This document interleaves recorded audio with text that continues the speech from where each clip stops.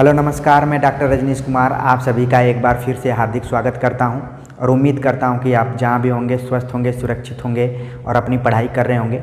अब तक हमने हिंदी व्याकरण में जिन जिन टॉपिक्स पर बातचीत किया है उनमें संधि, समास, रस, अलंकार, काव्य गुण, काव्य दोष आदि महत्वपूर्ण टॉपिक्स पर हमने बातचीत कर लिया है। आज उसी क्रम में मैं छंद पर बातचीत करूँगा कि छंद क्या होता है, कितने प्रकार का होता है, इसको पहचानने का क्या ट्रिक होता है, कौन कौन से जो कवि हैं वो किन किन छंदों के लिए फेमस हैं जिनसे कि प्रतियोगी परीक्षाओं में सवाल आता है, चाहे वो यूपी, टीजीटी, पीजीटी या फिर डीएसएसबी का एग्ज़ाम हो या प्रवक्ता संबंधी जितने भी एग्ज़ाम्स होते हैं, केवीएस, एनबीएस इत्यादि जितने भी एग्ज़ाम होते हैं उनमें छंद से संबंधित सवाल लगातार पूछे जाते हैं। और इन व्याकरण में जो छंद है वो काफ़ी कठिन टॉपिक माना जाता है। इसका एक कारण ये भी है कि वर्तमान समय में जितनी भी कविताएं लिखी जाती हैं वो सब छंद, मुक्त छंद कविता के अंतर्गत आती हैं, चाहे वो समकालीन कविता हो, चाहे छायावाद के बाद जितनी भी कविताएं लिखी गई हैं वो सब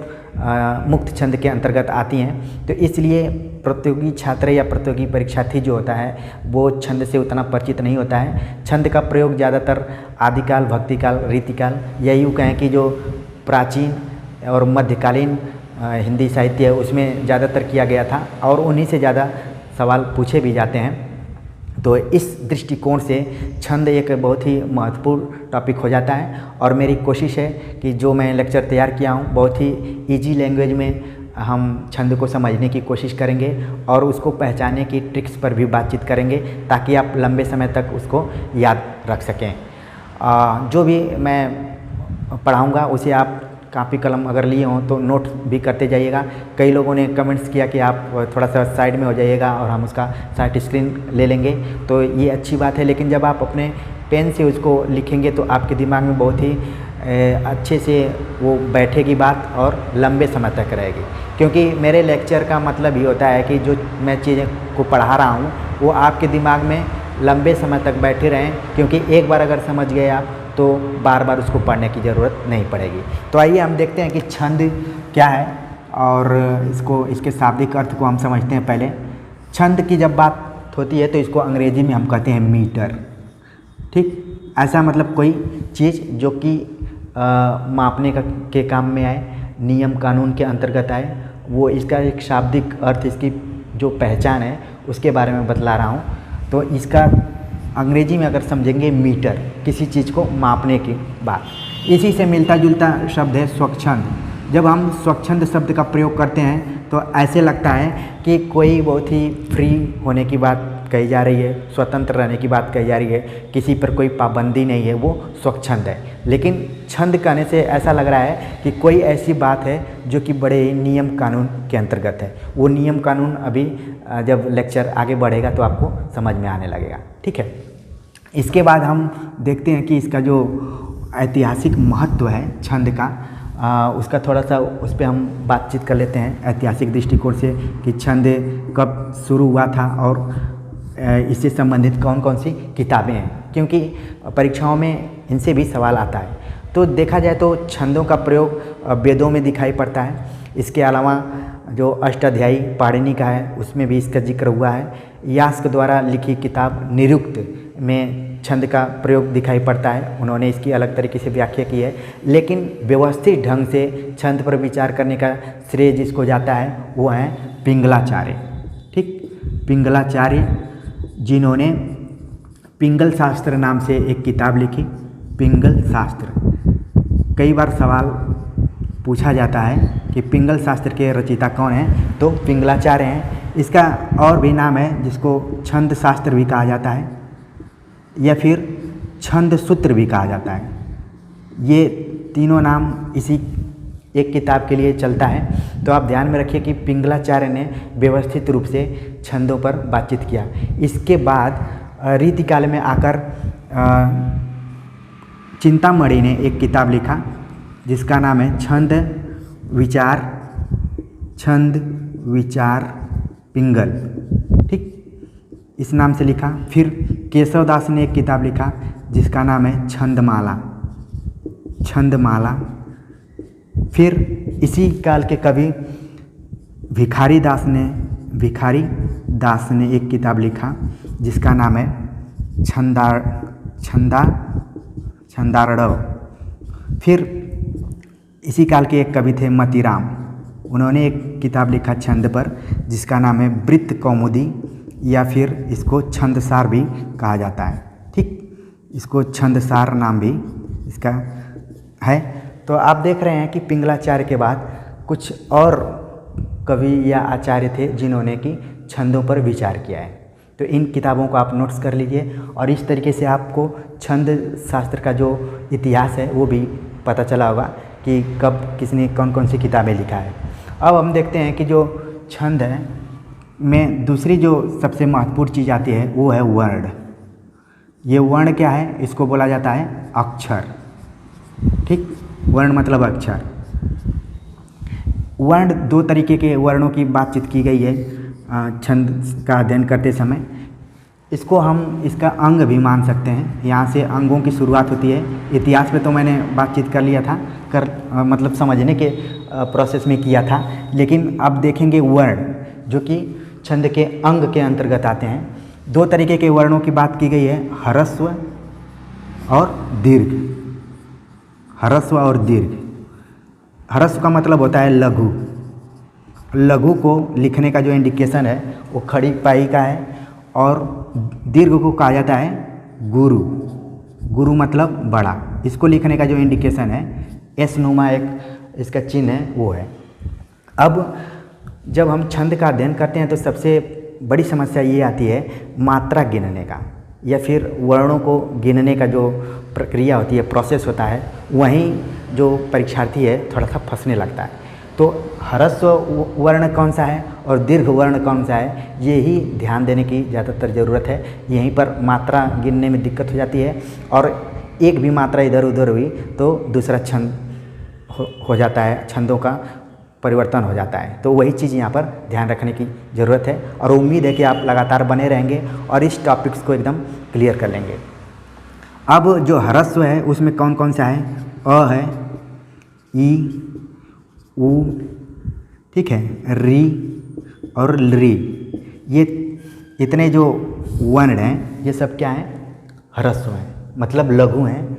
और दीर्घ की बात की जाए तो इन्हीं का जो बड़ा रूप है आ, ई, ठीक, उ, आई, ए, ओ और औ। ठीक, इसको अगर ठीक से लिख दिया जाए तो पहले ए आएगा फिर आई आएगा। तो ये सब क्या है? दीर्घ है। फिर ये देखने में आता है कुछ अपवाद टाइप का है, वो भी लघु होते हुए भी दीर्घ में उनको गिना जाता है, जिसमें कि अनुस्वार पहला है। अनुस्वार, अनुस्वार का जो इंडिकेशन होता है इस तरीके से होता है। फिर है विसर्ग। विसर्ग, इनको भी दीर्घ के अंतर्गत लिया जाता है। फिर है संयुक्त व्यंजन। संयुक्त व्यंजन से पूर्व, जैसे मैंने लिखा सत्य, ठीक, तो यहाँ पर जो संयुक्त व्यंजन आया है वो। फिर इसके बाद है हलंत व्यंजन से पूर्व। हलंत व्यंजन से पूर्व, ठीक, जैसे मैंने लिखा अर्थात, तो ये किस में आएगा? दीर्घ में आ जाएगा।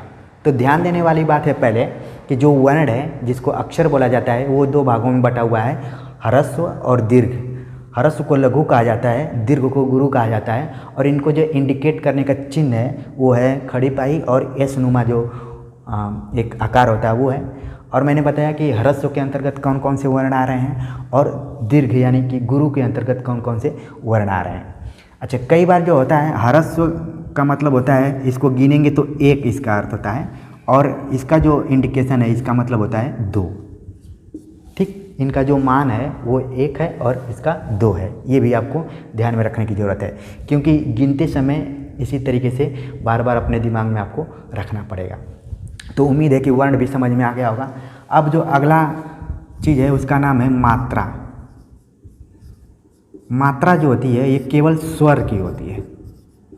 मात्रा केवल स्वर का ही गिना जाता है, केवल स्वर का।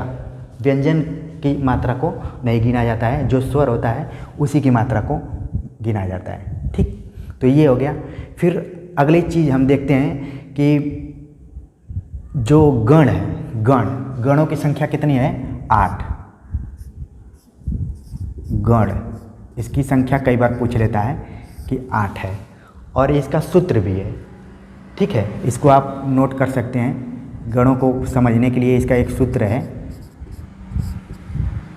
य माता राज भान सलगा, ये एक सूत्र है। कई बार एग्जाम में ये सूत्र पूछा भी जाता है और यहाँ भी आपको समझ में आ जाएगा कि गण जो होता है ये 3 वर्णों का समूह होता है। 3 वर्ण इसमें पाए जाते हैं, उसको गण कहा जाता है। 3 वर्णों का समूह, वो किसके अंतर्गत आता है? गण के अंतर्गत आता है। तो मैंने एक सूत्र इसमें बताया कि य माता राज भान सलगा। तो हम इसको क्रम से देखते हैं कि जो 8 हैं उनकी मात्रा को कैसे हम गिन सकते हैं। तो आप बहुत ही कंसंट्रेट होकर देखिए, एक बार समझ में आ जाएगा तो फिर लंबे समय तक आपके दिमाग में रहेगा। पहले हम देखते हैं जितने भी हैं, य को 3 लेंगे हम, तो इसको बोलेंगे य गण। ठीक है, य और गण। ठीक, य का जो गण है ये 3 लिया जाएगा, क्योंकि मैंने लिखा कि 3 वर्णों का समूह है। तो पहला हो गया य गण। अब इसमें क्या है कि इसको लिखा जाएगा य माता, जो मैंने 3 लिया है। ठीक, तो आप देख रहे हैं कि य का मतलब हो गया 1, और इसका मतलब हो गया 2, और इसका मतलब हो गया 2। देख रहे हैं कि ये दीर्घ है, आ है, और ये भी आ है। तो इसको मैं यहाँ पर भी लिख देता हूँ, ऐसे इसका इंडिकेशन हो गया। फिर एक छोड़ कर लिखेंगे, फिर आ गया मगड़। ठीक, मगड़। अब ये मगड़ क्या है? य को हटा दिया जाएगा तो हो जाएगा मातारा। ये तीनों को लिया जाएगा, मातारा, मातारा। तो अब आप देख रहे हैं कि ये भी दीर्घ है, ये भी दीर्घ है, और ये भी दीर्घ है।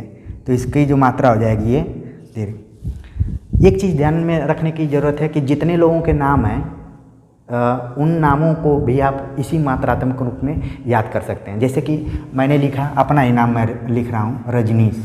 ठीक, तो ध्यान में रहने की ज़रूरत है कि जैसे ये है वैसे ही। तो 1 हो गया, 1 हो गया, 1 हो गया, 1 हो गया, मतलब मेरे नाम में 1 2 2 4 5 मात्रा है। ठीक है, उसी तरीके से यहाँ भी बताने की कोशिश की जा रही है। आप सारे लोग अपने अपने नाम को अगर गिनना जान गए तो फिर कोई भी श्लोक आएगा, पद आएगा, छंद आएगा, उसको आप आसानी से हल कर लेंगे। अगले गण की बात करते हैं हम। म तक आ गए थे, फिर अब तगण। तगण में आप देखेंगे कि हम अगले 3 अक्षर को ले रहे हैं, 3 वर्णों को ले रहे हैं, तो हो गया ताराज, ताराज। ठीक, तो ये भी दीर्घ है, ये भी दीर्घ है, और ये लघु है। तो इसका क्या हो गया? इस तरीके से इंडिकेशन हो गया। फिर अगला हम ले रहे हैं रगड़ का। रगड़, रगड़ में हम अगर 3 लेंगे तो राजभा, राजभा, राजभा हो गया। अगर इसको गिनेंगे तो ये 2, 1 और 2। तो इस तरीके से ये हो गया रगड़ का। फिर इसके बाद 5वां हम देख रहे हैं जगड़। ठीक, तो जगड़ का देखेंगे तो क्या होगा? जगड़ में आ रहा है आपका जभान, जभान। तो इसका क्या हो रहा है? एक हरस हो रहा है, फिर दीर्घ, फिर हरस, बराबर आई, ऐसे करके। ठीक, तो 5 हो गया।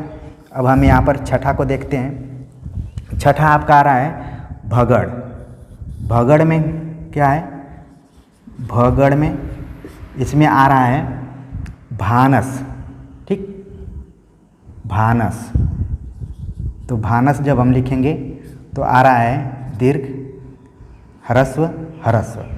मतलब यहाँ पर मैं छोटा छोटा थोड़ा लिख दे रहा हूँ, आप इसको समझ जाइए। इस तरीके से आ रहा है। फिर 7वां हमने लिखा नगड़। ठीक, नगड़। तो आप देखेंगे नगड़ में है नसल, नसल, तो इसको हमने लिख दिया ऐसे नसल। और देख रहे हैं कि तीनों क्या हैं, ह्रस्व हैं, तो यहाँ पर क्या हो गया, ह्रस्व हो गया। फिर इसके बाद 8वां जो गढ़ है उसको हमने लिखा सगढ़। ठीक, सगढ़ में हमने देखा कि सलगा, इतना आ रहा है सलगा। इसको अगर हम देखेंगे तो एक ह्रस्व है, फिर ह्रस्व है, फिर दीर्घ है, तो इस तरीके से ह्रस्व ह्रस्व फिर दीर्घ। और ये जो दोनों हैं लघु और गुरु, ये लघु और गुरु के संकेत हैं, आखिरी जो अक्षर हैं इसके। तो उम्मीद है कि आपको गण भी समझ में आ गया होगा। आप चाहें तो इसका शॉर्ट स्क्रीन भी ले सकते हैं और याद करने के लिए इसको आप सेव कर सकते हैं। तो हमने इतिहास के बारे में चर्चा किया, फिर वर्ण के बारे में बातचीत किया कि 2 तरीके के वर्ण होते हैं, ह्रस्व दीर्घ, और उनको कैसे हम पहचानें उनके बारे में बताया। फिर इसके बाद मात्रा के बारे में मैंने बताया कि केवल स्वर का होता मात्रा गिना जाता है, व्यंजन का मात्रा इसके अंतर्गत नहीं आता है। फिर मैंने गण के बारे में बताया जो कि मोस्ट इम्पॉर्टेंट है ये छंद के लिए। तो गणों की संख्या कुल कितनी है, 8 है, कई बार एग्जाम में पूछा जाता है। और 3 वर्णों का जो समूह होता है उसे गण कहा जाता है। जैसे आपने सुना होगा शिक्षक गण, छात्र गण, और जब रेलवे स्टेशन पे जाते हैं तो लिखा रहता है यात्री गण बोलता है। तो गण मतलब समूह होता है। तो ये किसका समूह, वर्णों का समूह, वो भी 3 वर्णों का समूह, ये भी ध्यान में रखने की जरूरत है, कई बार एग्जाम में पूछा जाता है। और सूत्र बताया गया य माता राजभान सलगा, और इसका मैंने पूरा विस्तृत रूप से बताया है, इसको आप नोट भी कर लिए होंगे और इसका फ़ोटो भी खींच लिए होंगे, तो आप समझ गए होंगे। अब हम अगले अंगों के बारे में बातचीत करते हैं छंद के। उम्मीद है कि जितनी बातें मैंने बताया है आपको समझ में आ गया होगा। आप कमेंट्स करके ज़रूर बताइए कि ये लेक्चर आपको कैसा लग रहा है और छंद समझने में आपको कोई दिक्कत तो नहीं हो रही है, क्योंकि छंद जो है इससे बहुत बार सवाल पूछे जाते हैं और ये अन्य टॉपिक्स के अलावा बहुत ही कठिन माना जाता है। और मेरी कोशिश रहेगी कि आपको आसानी से इसको बताया जाए और आप लंबे समय तक इसको याद रखें और परीक्षाओं में अच्छा परफॉर्मेंस करें। खासतौर से रस, अलंकार, छंद, ये तो इंटरव्यू की जो तैयारी कर रहे होंगे उनके लिए भी काफ़ी इंपॉर्टेंट टॉपिक है। अगर किसी एक्सपर्ट को कुछ नहीं मिलता है तो रस, अलंकार और छंद से ही बहुत सारा सवाल पूछने लगता है और उसी से पता कर लेता है कि कौन विद्यार्थी सिलेक्शन के योग्य है और कौन नहीं है। और सिलेक्शन के प्रोसेस को तो आप लोग जानते हैं, जो विश्वविद्यालय में होता है वो सारे लोग जानते हैं, किसी से छिपा नहीं है। लेकिन आयोग में खासतौर से अगर आपका एकेडमिक या रिटेन अच्छा है तो फिर इंटरव्यू बहुत खास मायने नहीं रखता है। फिर भी आप अपने कॉन्फिडेंस के लिए इन तीनों पोर्शंस को, रस, अलंकार और छंद को बहुत ही अच्छे से याद कर सकते हैं और समझकर इंटरव्यू में अच्छा परफॉर्मेंस कर सकते हैं। तो बहुत सारे लोग कमेंट्स भी करते हैं कि आप इंटरव्यू के बारे में भी बताइए। तो जितना भी लेक्चर होता है वो सब एक तरीके से इंटरव्यू के लिए भी काफ़ी इम्पॉर्टेंट है। ठीक है, तो हमने गण पर बातचीत कर लिया है। अब हम बातचीत करेंगे, एक शब्द आता है यति। अभी यति क्या है? यति का मतलब होता है ठहराव। जब हम छंद या श्लोक का पाठ करते हैं तो बीच बीच में ठहराव होता है। कोई दोहा पढ़ेंगे, सोरठा पढ़ेंगे या चौपाई पढ़ेंगे तो बीच में जो ठहराव होता है, रुकावट होती है, उसको यति कहा जाता है। और इसी का एक भाई या बहन कह सकते हैं गति। गति मतलब होता है लय। कई बार आपने सुना होगा कि इसने गति पकड़ लिया है, लय पकड़ लिया है। कई बार गेंदबाजों के लिए यूज किया जाता है कि आज वो लय में दिख रहे हैं, मतलब उनकी गति भी अच्छी है और स्टंप टू स्टंप वो बॉल भी कर रहे हैं और लय में है। ठीक है, और बैट्समैन के लिए भी कहा जाता है। और कोई भी व्यक्ति अच्छा परफॉर्मेंस करता है तो उसको कहा जाता है कि ये गति और लय में है। तो ध्यान दीजिए कि यति और गति ये दोनों एक तरीके से सिस्टर्स हैं। यति का मतलब होता है ठहराव और गति का मतलब होता है लय, मतलब जिसमें थोड़ा सा गति हो। इसको समझने के लिए अभी मैं एक उदाहरण दूंगा तो और चीज़ें क्लियर हो जाएंगी। तब तक इसको नोट कर लीजिए। कई बार एग्जाम में पूछा जाता है कि यति का प्रयोग किस संदर्भ में किया जाता है, तो लिख देगा ठहराव, लय, रुकावट, जो भी है इस तरीके से। एक और शब्द आता है जिसको बोलते हैं तुक। ठीक, तुक का मतलब होता है कि जो द्वितीय चरण है, द्वितीय चरण और चतुर्थ चरण, जब इनके वर्ण आपस में मिलते हैं, वर्ण आपस में मिलते हैं तो उसे तुक कहा जाता है। इसको तुकबंदी भी कहते हैं कि इसमें तुकबंदी की गई है कि ऊपर का जो आखिरी शब्द है और नीचे का जो आखिरी शब्द है, इन दोनों में एक तारतम्यता रहती है, एक ही टाइप के रहते हैं, तो उसको तुक कहा जाता है। ठीक, तो ये चीज़ भी काफ़ी इम्पोर्टेंट है। जैसे मैं एक उदाहरण दे रहा हूँ, तुरंत समझ में आ जाएगा कि रहीमन रहीमन पानी राखिए राखिए, बिन पानी सब सून। ठीक, पानी गयो न उबरे, मोती मानस चून। ठीक, तो आप देख रहे हैं, पहले यति को देखिए। यति क्या है? रहीमन पानी राखिए। यहाँ पर हम ठहर रहे हैं क्योंकि जो कामा है यहाँ पर थोड़ा सा रुकना पड़ता है, तो ये क्या है? यति है, तो इसको ध्यान में रखिए। अब गति क्या है? रहीमन पानी राखिए, बिन पानी सब सून। तो ये क्या है? गति है। इसमें लय के साथ आप बोलते हैं, नीचे भी बोल देते हैं, पानी गयो न उबरे, मोती मानस चून। लेकिन तुक क्या है? तुक ये है कि ये जो सून है और ये जो चून है, सून और चून जो है वो सब तुक हैं। ठीक, तो इसको आप समझ गए होंगे कि यति क्या है, गति क्या है और तुक क्या है। ठीक, कई बार एग्जाम में इनसे भी सवाल आते हैं, तो आप समझ गए होंगे। फिर अगला इसमें आता है चरण। ख़ास तौर से जो छंद होता है उसमें अधिकतर जो चरण होते हैं, अधिकतर में जो चरण होते हैं वो 4 होते हैं।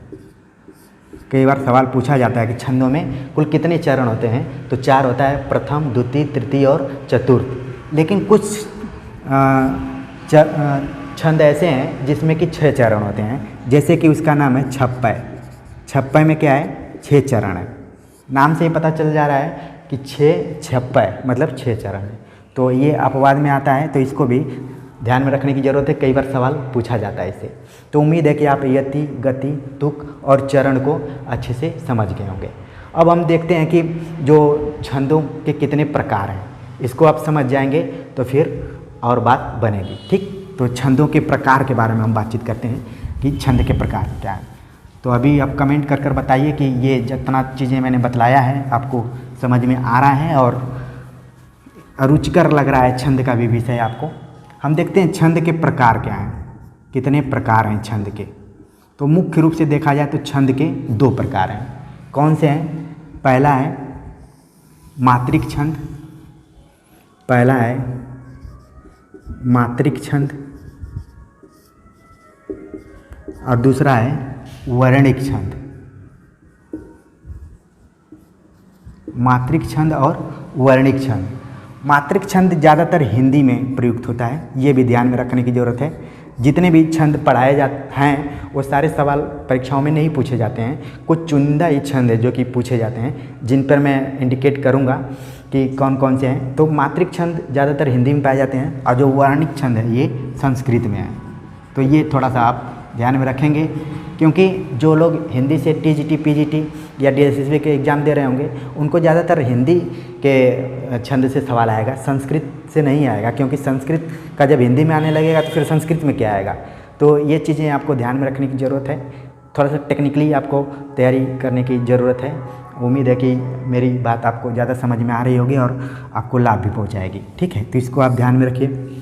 मात्रिक छंद के का मतलब है कि मात्रा के आधार पर, मात्रा के आधार पर। और जो वर्णिक छंद है इसका मतलब है वर्ण के आधार पर।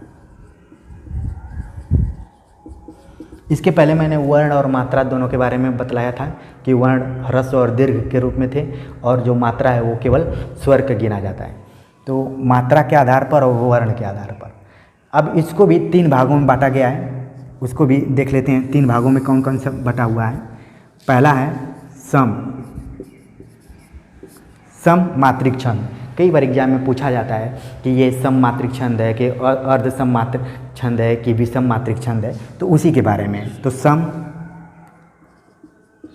अर्ध सम और विषम, इतने तरीके के मात्रिक छंद पाए जाते हैं। अब सम में कौन कौन से छंद हैं, अर्ध सम में कौन से छंद है और विषम में कौन से छंद हैं, क्योंकि एग्ज़ाम में कई बार क्या होता है कि कुछ 2 लाइन की पंक्ति पूछ देगा, मतलब श्लोक पूछ देगा, उसके आधार पर आपको गिन के बताना रहता है कि कौन सा छंद है इसमें। और कई बार डायरेक्ट सवाल पूछ देता है कि दोहा में कितनी मात्राएं होती हैं, सोरठा में कितनी मात्राएं होती हैं, दोहा और सोरठा में कौन एक दूसरे का उल्टा है, ठीक है। फिर सवैया में कितनी मात्राएं होती हैं, या चौपाई में कितनी मात्राएं होती हैं। इस तरीके से वन लाइनर भी सवाल पूछे जाते हैं, इसीलिए आपको बेसिक जानकारी होनी बहुत ज़्यादा ज़रूरी है। फिर मैं गिन कर भी बताऊंगा 2-3 उदाहरण देकर कि कैसे आप गिन सकते हैं, ठीक है। तो इसको आप ध्यान में रखिए। सम में कौन कौन से छंद आते हैं उसको जान लीजिए आप। सम मतलब होता है कि जिनके चारों चरण बराबर हों, चारों चरणों की मात्रा क्या हो, सम हो। 4 चरण की बात की गई थी, तो सम मात्रिक छंद में वे छंद आते हैं जिनके चारों चरणों की मात्राएं जो होती हैं वो बराबर होती हैं। अब उसमें पहला नंबर पे क्या है, चौपाई, ठीक। चौपाई में आप जानते हैं कि इसके प्रत्येक चरण में कुल 16 मात्राएं होती हैं। कई बार ये सवाल पूछा जाता है, तो इसको ध्यान में रखिए। दूसरा है रोला, रोला इसमें भी 24 मात्राएं होती हैं, ठीक। तीसरा है गीतिका, गीतिका, गीतिका में 26 मात्राएं होती हैं। और जो हरि गीतिका है इसमें 28 मात्राएं होती हैं। क्योंकि थोड़ा थोड़ा डिफरेंस है इसलिए कई बार कन्फ्यूजन होने लगता है। तो आप ध्यान में रखिए कि चौपाई में 16 मात्राएं, रोला में 24 मात्राएं, गीतिका में 26 मात्राएं और हरि गीतिका, गीतिका और हरि गीतिका ये 2 हैं अलग अलग। तो एक में 26 है और दूसरे में 28 है। इसको अगर हम एक सूत्र के रूप में याद करें कि सम मात्रिक छंद में कौन कौन से छंद आते हैं, तो आप याद कर सकते हैं चौरो गीति हरि गीतिका, ठीक। इस तरीके से आप फार्मूला रख सकते हैं। या फिर आप इसको बोलते हैं चारों गीति, चारों गीति हरि गीतिका। अब हो सकता है कि आपके दिमाग में तुरंत ये बात बैठ गई होगी। बहुत दिनों से आप याद करते रहे होंगे कि सम मात्रिक छंद में ये है, सम मात्रिक छंद में ये है, अर्ध सम मात्रिक छंद में ये फला फला है। लेकिन अब आपको तुरंत याद हो गया होगा कि चौपाई, रोला, गीतिका और हरि गीतिका ये सब किसके अंतर्गत आते हैं, सम मात्रिक छंद के अंतर्गत आते हैं। कारण ये है कि चारों चरणों में उनकी जो मात्राएँ होती हैं वो समान होती हैं। चौपाई में 16, रोला में 24, गीतिका में 26 और जो हरि गीतिका है इसमें 28 मात्राएं पाई जाती हैं, ठीक है। तो ये आपको समझ में आ गया होगा। अब हम बात करते हैं अर्ध सम के अंतर्गत। अर्ध सम में क्या है, पहला है दोहा। इसको अर्ध सम क्यों कहा जाता है, क्योंकि इसके 2-2 चरणों में समान मात्राएं होती हैं, 2-2 चरणों में समान मात्राएं, ठीक। इसमें 4 में हो रही थी और इसमें 2-2 में हो रही हैं। तो दोहा में आप देखेंगे कि 13 और 11 का रहता है कि प्रथम और तृतीय में 13-13 और द्वितीय और चतुर्थ में 11-11 मात्राएं। तो इसको याद करने के लिए आप 1311 भी याद कर सकते हैं। इसको आपको दिमाग में फिक्स करना पड़ेगा तभी होगा। दूसरा है सोरठा। सोरठा, सोरठा में क्या है, 11 और 13 का कॉम्बिनेशन है। इसको 1113 आप याद कर सकते हैं।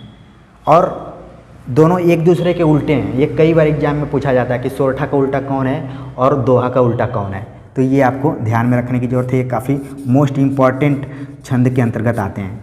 और दोहा से तो आप पहले से ही परिचित रहे हैं कि कबीर के दोहे, रहीम के दोहे, बिहारी के दोहे बहुत फेमस दोहा छंद रहा है, ठीक है। तो इसको याद रखिए। और याद रखिए 13-11 दोहा में होते हैं और 11-13 सोरठा में होते हैं, ठीक। और ये किसके अंतर्गत आता है, अर्ध सम के अंतर्गत आता है। तीसरा जो है मोस्ट इम्पॉर्टेंट है बरवय।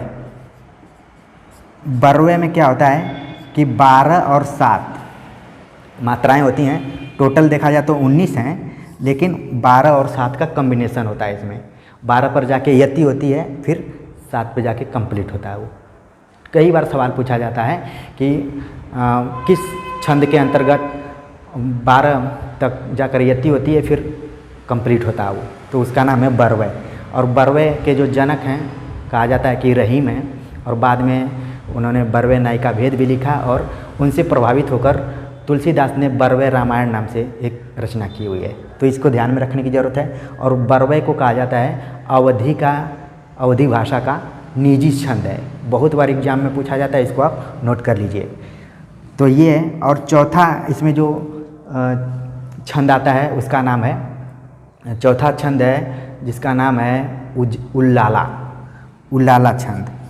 ठीक, उल्लाला एक गाना भी है, उल्लाला उल्लाला, लेकिन आप देखेंगे कि यहाँ पर उसके पहले एक छंद के रूप में शब्द प्रयुक्त होता था जिसे उल्लाला कहा जाता है। और उल्लाला में क्या है कि कुल 28 मात्राएं हैं, और इसमें 15 और 13 का संबंध है। 15 पर यति होती है, फिर 13 पर जाकर कंप्लीट होती है। तो ये भी कई बार एग्जाम में पूछा जाता है। तो इसको अगर सूत्र के रूप में आप याद करें तो इसको आप देख सकते हैं, याद कर सकते हैं कि 200 बैरू 200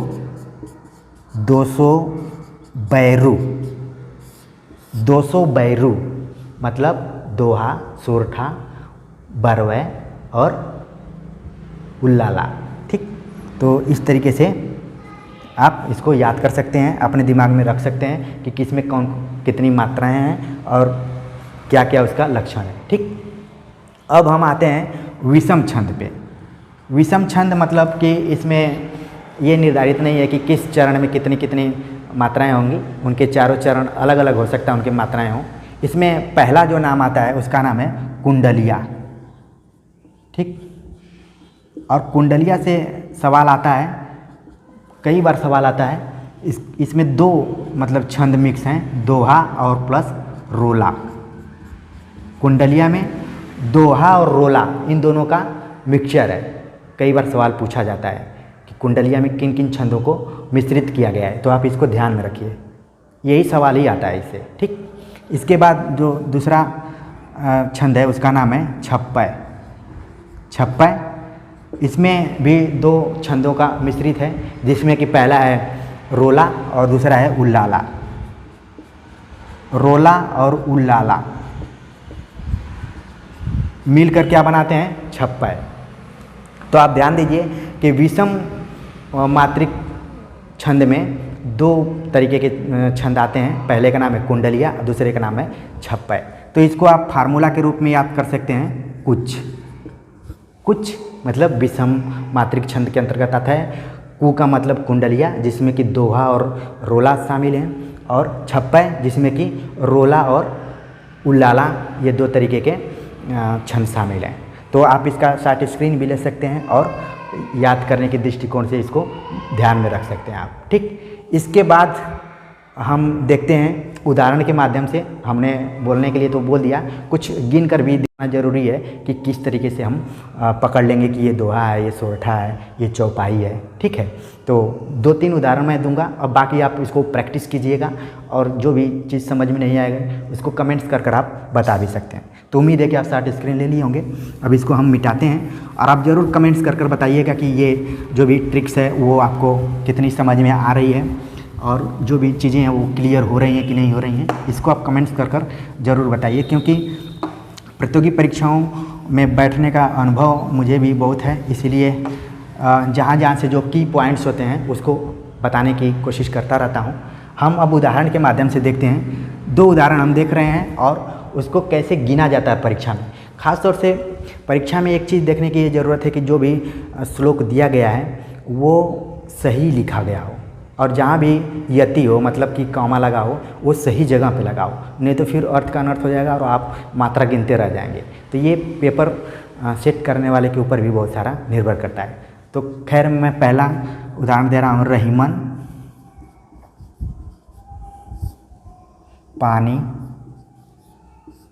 राखिए, रहीमन पानी राखिए, बिन पानी सब सून। ठीक, तो लक्षण के मुताबिक हमें अब इसमें देखना है कि कितने ह्रस्व हैं, कितने दीर्घ हैं, और कितनी मात्राएं आ रही हैं, तो कौन सा छंद होगा। तो पहले हम देखते हैं, र है तो 1 होगा, छोटी की मात्रा है तो एक होगा, फिर म है, न है, तो ये तो पूरा ह्रस्व हो गया। यहाँ पर हम देख रहे हैं कि दीर्घ है तो इसको ऐसे करना होगा। यहाँ पर भी क्या है, दीर्घ है तो इसको ऐसे करेंगे, ठीक। फिर ये भी दीर्घ है, फिर ये ह्रस्व है और ये भी दीर्घ है।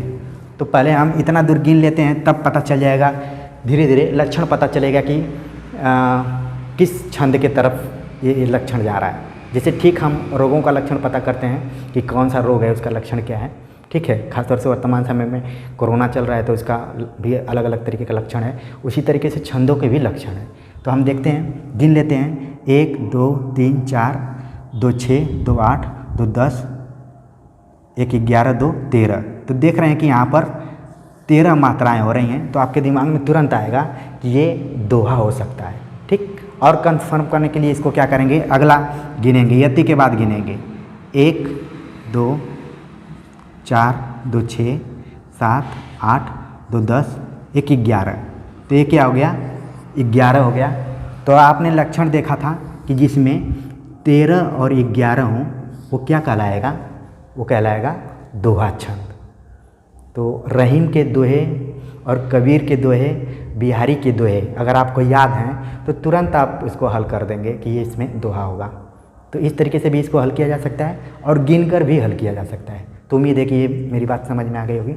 मैं एक दूसरा उदाहरण दे रहा हूँ, उसको भी आप समझिए। जैसे मैंने लिखा कि रामदूत अतुलित बलधामा, रामदूत अतुलित बलधामा, ठीक। एक लाइन लिखा। अब वो ज़माना चला गया कि खूब 2-2 3-3 लाइन की पंक्ति आ रही है और उसी में आपको मात्रा गिनना है, क्योंकि अब इतना समय नहीं रहा है। इसी तरीके से एक एक वाक्य पूछ देता है, उसमें कोई ना कोई छंद का उसमें लक्षण रहता है, तो आपको केवल पकड़ने की ज़रूरत है, ठीक है। तो हम देखते हैं इसमें, इसका हो जाएगा 2 1 2 1 1 1 1 1 1 1 2 2। अब हम इसको गिनते हैं, 2 1 3 2 5 6 7 8 9 10 11 12 2 14 2 16। तो ये क्या हो गया, चौपाई हो गई, ठीक। इधर ये दोहा था, इसको नोट कर लीजिए। और जो दूसरा मैंने उदाहरण दिया वो चौपाई का है। तो आप जैसे भी कोई भी छंद आएगा, चाहे वो सम मात्रिक छंद हो, चाहे अर्ध सम मात्रिक छंद हो, चाहे विषम मात्रिक छंद हो, आप इसको आसानी से पकड़ लेंगे और परीक्षा में सही कर आएंगे, मुझे पूरी उम्मीद है। तो आप इसको भी शॉर्ट स्क्रीन कर सकते हैं, ठीक है। अब ध्यान देने वाली बात है कि चौपाई मैंने बोला, चौपाई में कुल 16 मात्राएं होती हैं। आप जब आदिकाल पढ़ेंगे तो एक अपभ्रंश में एक छंद यूज किया जाता है जिसका नाम है चौपई, जिसका नाम है चौपई। केवल एक मात्रा की अंतर है इसमें और एक मात्रा की कमी भी है। चौपाई में कुल 15 मात्राएं होती हैं, जबकि चौपाई में 16 मात्राएं। तो ये भी ध्यान में रखने की ज़रूरत है। कई बार एग्जाम में पूछ देगा कि चौपाई में कुल कितनी मात्राएं होती हैं, तो कई बार ना जल्दीबाजी होने लगती है पढ़ने में। तो चौपाई को क्या पढ़ दिया जाएगा, चौपाई। और बाद में जब घर जाएंगे परीक्षा देकर तो माथा पीटने लगेंगे, बोलेंगे कि अरे यार ये तो चौपाई नहीं पूछा था बल्कि चौपाई पूछा था। तो कई बार इस तरीके से झटका देने वाले भी प्रश्न आते हैं एग्जाम में। तो ध्यान में रखिए कि चौपाई में 15 और चौपाई में 16 मात्राएं होती हैं। तो ये चीज़ ध्यान में रखिए। आगे हम देखने की कोशिश करेंगे कि कुछ हिंदी साहित्य में ऐसे कवि हैं जो कि खास छंदों के लिए काफ़ी फेमस हैं। इससे भी सवाल आता है। पहले जो कवि हैं उनका नाम है चंद बरदाई। इसको नोट कर लीजिए, बहुत ही महत्वपूर्ण मैं चीज़ बताने जा रहा हूँ। चंद बरदाई, जिनको कहा जाता है छप्पे का बादशाह। चंद बरदाई की रचना आप लोग कमेंट्स कर कर बताइए कि कौन सी है, ठीक। इनको छप्पे का बादशाह कहा जाता है। वही छप्पे जिसमें रोला और उल्लाला 2 छंद शामिल हैं, उसके क्या हैं, बादशाह हैं। और छप्पे में कुल 6 चरण होता है। तो ये चीज़ों को ध्यान में रखिए। दूसरे जो कवि हैं उसमें कबीर, रहीम,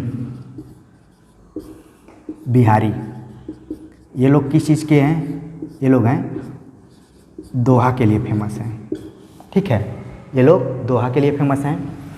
इसके अलावा चौपाई के लिए फेमस हैं तुलसीदास। तुलसीदास बहुत ही प्रतिभावान टाइप के कवि थे। ये मैं कोई नई बात नहीं बता रहा हूँ। उन्होंने कई एक्सपेरिमेंट किए, उन्होंने बहुत अलग अलग छंदों में रचनाएं की। दोहा में भी किया, चौपाई में भी किया, बरवे में भी किया। ठीक है, तो इसको आपको ध्यान में रखने की ज़रूरत है। अगला जो छंद है वो रोला। रोला छंद से संबंधित एक रचना लगभग हर परीक्षा में पूछी जाती है, जिसका नाम है रास पंचाध्यायी, जिसके लेखक हैं नंददास। पूछा जाता है कि रास पंचाध्यायी को लिखने के लिए किस छंद का प्रयोग किया था नंददास ने, तो वो रास पंचाध्यायी है। ठीक है, तो रोला छंद ये बहुत बार एग्जाम में आता है। इसी तरीके से रत्नाकर, जगन्नाथ दास रत्नाकर ने एक अंग्रेजी की किताब का हिंदी में अनुवाद किया, जिसका नाम है समालोचना दर्श। उसको भी उन्होंने रोला में अनुदित किया है।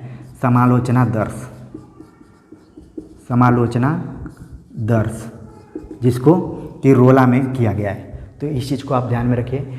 फिर आता है अगला सवैया। सवैया के लिए फेमस हैं रसखान। ये भी कई बार सवाल पूछा जाता है, तो इसको आप नोट कर लीजिए कि कई बार एग्जाम में पूछा जाता है कि रसखान किस छंद के लिए जाने जाते हैं। तो मुख्य रूप से सवैया के लिए जाने जाते हैं। इसके अलावा उन्होंने दोहा इत्यादि में भी लिखा है। और अगर आधुनिक काल में आकर देखें तो हरिगीतिका के लिए एक कवि को बादशाह बताया जाता है। हरिगीतिका का बादशाह जो है वो है मैथिली शरण गुप्त।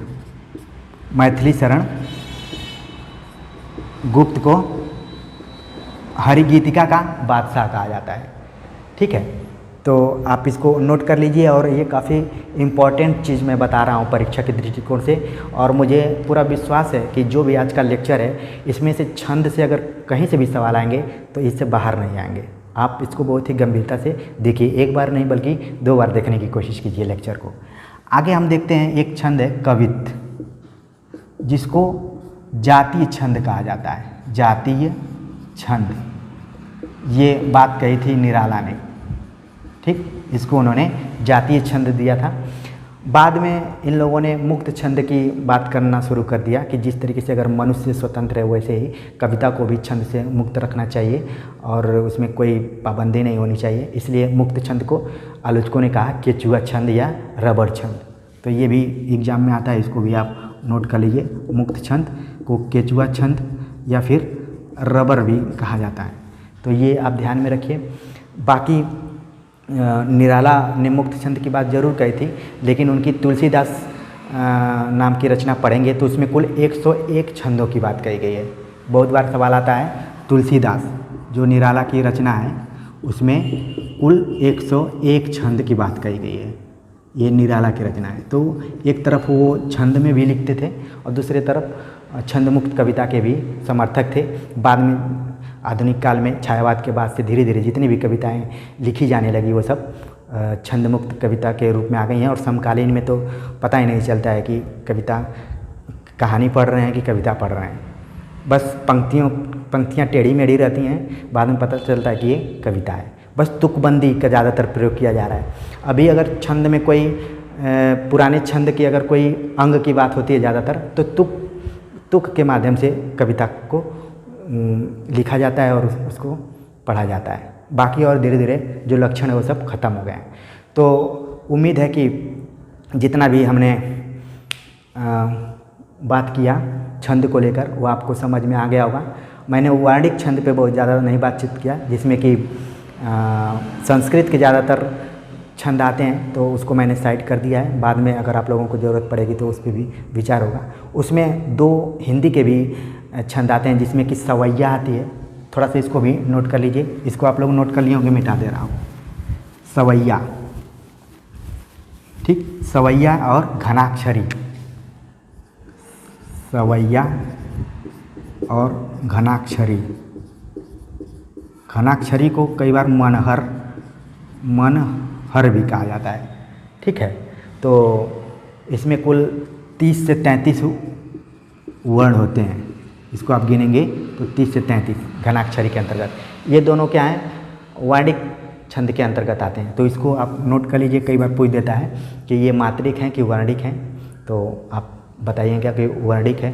ठीक है, इसके अलावा 2-3 प्रश्न और बनते हैं। जैसा कि मैंने बताया था कि बरवे जो है वो अवधि का निजी छंद है। ठीक, और तो सारी चीज़ें मैंने लगभग बता दी है। तो उम्मीद है कि ये लेक्चर आपको अच्छा लगा होगा और छंद से संबंधित जितने भी तरीके के सवाल पूछे जा रहे हैं वो आपके सामने मैंने प्रस्तुत कर दिया, उसके की पॉइंट्स को भी बताया और पूरी कोशिश की कि आपको छंद आपका क्लियर हो जाए, आपको फिर फ्यूचर में कोई दिक्कत ना हो। तो उम्मीद है कि ये लेक्चर आपको पसंद आया होगा। आप इसे अपने दोस्तों तक शेयर कीजिए, कमेंट्स कीजिए, लाइक कीजिए और चैनल को सब्सक्राइब कीजिए। मिलते हैं एक नए टॉपिक के साथ, तब तक के लिए नमस्कार।